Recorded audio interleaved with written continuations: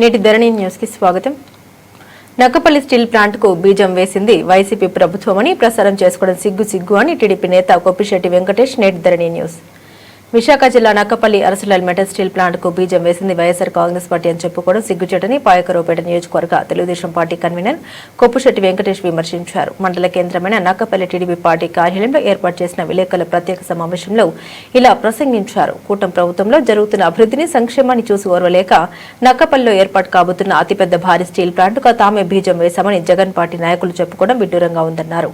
మీ ప్రభుత్వ హయాంలో ఎక్కడైనా అభివృద్ధి అంటూ ప్రజలకు అందించారంటూ జగన్ పార్టీ నేతలకు కన్వీనర్ కొప్పిశెట్టి వెంకటేష్ సవాల్ విసిరారు. భారతదేశంలోని అతిపెద్ద స్టీల్ ప్లాంట్ విశాఖ జిల్లా పాయకరావుపేట నియోజకవర్గంలో ఏర్పాటు చేసుకోవడం ఆంధ్ర రాష్ట్రానికి గర్వకారణమని కొప్పిశెట్టి తెలిపారు. అలాగే ప్లాంట్ అభివృద్ధికి రాష్ట్ర అభివృద్ధికి భూములిచ్చిన రైతన్నలకు ప్రత్యేక ధన్యవాదాలు అందించారు. మొన్న ఆర్సిలర్ మెటల్ స్టీల్ ప్లాంట్ని శంకుస్థాపనలో సహకరించిన అధికారులకు, నాయకులకు, ప్రజలకు ప్రత్యేక ధన్యవాదాలు తెలియజేస్తున్నాం. మన అనితా ఆధ్వర్యంలో ఎప్పుడు ఈ ప్రాంతంలో లేనటువంటి రానటువంటి కంపెనీని స్టీల్ కంపెనీని ఇక్కడ తీసుకురావడం అనితమ్మకు కూడా ప్రత్యేక ధన్యవాదాలు తెలియజేస్తున్నాం.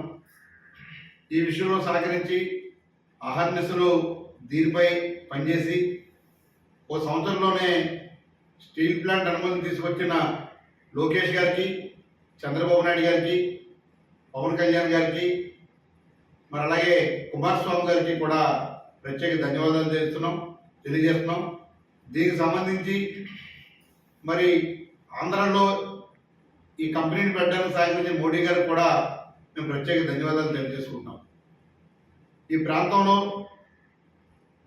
స్టీల్ ప్లాంట్కి భూములు ఇచ్చిన రైతులకి పాదాభివందనాలు తెలియజేసుకుంటున్నాం. ఎందుకంటే ఈ ప్రాంతం ఇప్పటి వరకు కూడా అభివృద్ధికి నోచుకోలేని ప్రాంతం. అనేక మంది ప్రజాప్రతినిధులు వచ్చినప్పటికీ ఈరోజు కూడా ఎక్కడ అభివృద్ధి నోచుకోలేదు. కూలీలు వలసలు వెళ్తూనే ఉన్నారు.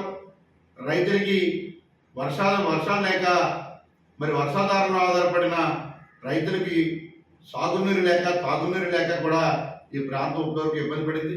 మరి అటువంటి పరిణామంలో ఈరోజు ఓ శుభకరమైన వార్తని మరి అనితమ్మ ద్వారా అందించడం జరిగింది. మరి స్టీల్ ప్లాంట్ని మన శంకుస్థాపన భూమి పూజ చేయడానికి మరి చంద్రబాబు నాయుడు గారు, కుమారస్వామి గారు, కేంద్ర మంత్రి కుమారస్వామి గారు, లోకేష్ గారు, పవన్ కళ్యాణ్ గారు అందరూ వచ్చి ఈ ప్రాంతంలో మరి శంకుస్థాపన చేయడం జరిగింది స్టీల్ ప్లాంట్ని. ఈ విషయాల్లో సాగించిన అందరికీ ధన్యవాదాలు తెలియజేస్తుంటూ రాబోయే కాలంలో ఈ ప్రాంతంలో నిరుద్యోగ సమస్య ఏర్పడుతుంది. ఈ ప్రాంతం ఆర్థికంగా, సామాజికంగా కూడా గొప్ప అభివృద్ధి కాబోతుంది. ప్రతి ఒక్కరూ ఇక్కడ ఉన్న ప్రతి ఒక్కరూ కూడా ఉన్న ఆస్తులు పెరగబోతున్నాయి, వ్యాపారాలు పెరగబోతున్నాయి. ఈ ప్రాంతంలో సాగునీటికి ఇబ్బంది లేకుండా అనేక కార్యక్రమాలు కూడా త్వరలో రాబోతున్నాయి. మరి వీళ్ళందరికీ కూడా ఇప్పటివరకు సహకరించిన ప్రజలకి, రైతులకి, ముఖ్యంగా రైతు సోదరులందరికీ ప్రత్యేక ధన్యవాదాలు తెలియజేస్తున్నాం. మరి అలాగే సహకరించిన అధికారులకు, నాయకులకు, ప్రజలకు కూడా అనితమ్మ తరపున కూడా మేము అందరికీ ధన్యవాదాలు తెలియజేస్తున్నాం.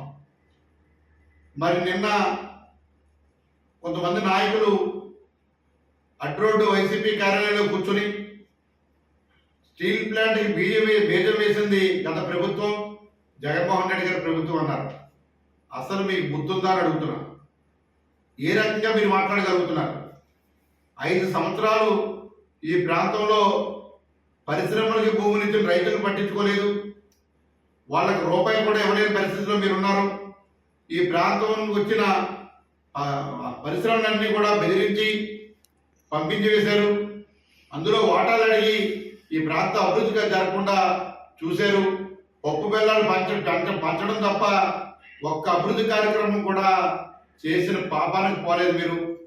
మరి అలాగే ఆర్సిలర్ మెటల్ని దావోతులో కలిశారన్నారు. దావోసులో విదేశాల పర్యటనకి జగన్మోహన్ రెడ్డి గారు ఎందుకన్నా వెళ్ళారంటే అది కేవలం ఇక్కడ దాచుకున్న డబ్బులు విదేశాల్లో దాచుకోవడానికి మాత్రమే వెళ్ళారు, లేదా పిల్లలు చదువుకునే పిల్లలను చూడటానికి వెళ్ళారు. ఈ ప్రాంతం గురించి కానీ ఆంధ్ర రాష్ట్రం గురించి కానీ ఎక్కడ మీరు మాట్లాడిన సందర్భం అయితే ఎక్కడా లేదు, ఓ పేపర్లో కూడా రాలేదు. ఒకవేళ వస్తే మీ సాక్షి పేపర్లో డబ్బాలు కొట్టుకున్నారేమో తప్ప అప్పుడు మీ అధికారంలో ఉన్నప్పుడు మీ అధికారాన్ని భరించలేక మీతో ఉన్న నాయకులు, మీతో ఉన్న ప్రజాప్రతినిధులు, మీలో మీ గవర్నమెంట్లో పనిచేసిన ఉద్యోగస్తులు కూడా బాధపడ్డ సందర్భాలు ఉన్నాయి. ప్రజలు అనేక ఇబ్బందులు పడ్డారు. ఈవేళ ప్రజలు సంతోషిస్తున్నారు. ప్రతి ఒక పక్క సంక్షేమం, ఓ పక్క అభివృద్ధి జరుగుతూ మరి రాబోయే కాలంలో ఈ ప్రాంతం ఎంతో అభివృద్ధి చెందబోతుంది.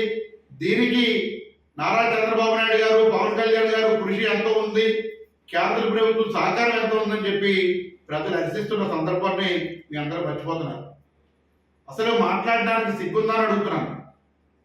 మీరు కడప జిల్లాలో కొబ్బరికాయ కొట్టి శంకుస్థాపన చేసిన స్టీల్ ప్లాంట్ని ఏమి చేయలేకపోయారు ఇప్పటి వరకు. మేము సంవత్సరంలోనే లోకేష్ గారి ఆలోచనతో సుమారుగా 6 నెలల్లో ఈ కంపెనీ తెచ్చి మరి విదేశాల్లో వెళ్ళి ఆర్సిలర్ మెటల్ని, లక్ష్మీ మెటల్ని కలిసి మాట్లాడి ఇక్కడ స్టీల్ ప్లాంట్ని సంవత్సర కాలంలోనే మరి శంకుస్థాపన చేసిన ఘనత ఉంది. రేపు నుంచి ఆల్రెడీ భూమి పూజ కూడా జరిగింది. ఈ ప్రాంతం ఎంతో అభివృద్ధి చెందుతుంది. స్టీల్ ప్లాంట్ సంబంధించిన రైతులకి ఎక్కడ ఇబ్బంది కలగకుండా, స్టీల్ ప్లాంట్ రైతులకి భూమి ఇచ్చిన రైతులకి ఎక్కడ ఇబ్బంది కలగకుండా వారందరికీ సెటిల్ చేసి ప్రతి ఒక్కరు రైతులు సాటిస్ఫై చేసి ఇవాళ కంపెనీకి మేము కట్టబడుతుంటే మీరు ఇలాగా ప్రభుత్వానికి, అనితమ్మకి, ఈ ప్రాంతంలో ఉన్న తెలుగుదేశం పార్టీకి, కూటమి ప్రభుత్వానికి మంచి జరుగుతుందన్న ఆలోచనతో మీరు దుష్ప్రచారం చేస్తుంటే దీన్ని నమ్మే ప్రయత్నంలో ఎవరూ లేరు. మీరు గుర్తుంచుకోవాలి, గతంలో మీరు చేసింది ఏమన్నా ఉంటే ఇక్కడ ఒకటి చూపించండి. తెలుగుదేశం పార్టీ కూటమి ప్రభుత్వంలో అధికారం ఉన్నప్పుడు మరి ఈ 2 సంవత్సరాల కాలంలో మేము ఏం చేసామో చూపించగలం. అంతేకాని ఎక్కడి నుంచో వచ్చి ఈ ప్రాంత అభివృద్ధి తెలియకుండా, ఈ ప్రాంత పరిస్థితులు తెలియకుండా, ఈ ప్రాంత రైతుల సమస్యలు తెలియకుండా ఏదైతే ముగ్గురు నాయకులు కూర్చోబెట్టుకుని నువ్వు ఏదో అనవసరమైన స్టేట్మెంట్ ఇస్తే మాత్రం మరి బాగోదని చెప్పి తెలియజేసుకుంటూ మీరు ఎక్కడైనా అభివృద్ధి చేసామని చెప్పుకోండి, తప్పులేదు. మేము చేసిన కార్యక్రమాలు చెప్పుకుంటాం. మేము ఈ ప్రాంతంలో ఇప్పటివరకు అనితమ్మ ఎమ్మెల్యే మినిస్టర్ అయిన తర్వాత ఎన్ని కార్యక్రమాలు చేస్తుందో చెప్పుకోగలం. కానీ ఏమీ లేకుండా డబ్బాలు కొట్టుకునేది మీరు డబ్బాలు కొట్టుకోవద్దు. మీకేమన్నా తెలివితేటలు ఉంటే, మీకేమన్నా ఇంకా సిగ్గు శరం ఉంటే ముందు కడప స్టీల్ ప్లాంట్ ఏమైందో ఒకసారి చూసుకోండి. అంతే తప్ప తప్పుడు ప్రచారం చేసి ఏదో ఇంకా మేము సానుభూతి మాకు వస్తుంది, అది మాకు కావాలి అని మీరు అనుకుంటే మాత్రం ప్రజలు మిమ్మల్ని నమ్మే పరిస్థితి లేదని చెప్పి తెలియజేసుకుంటున్నాం.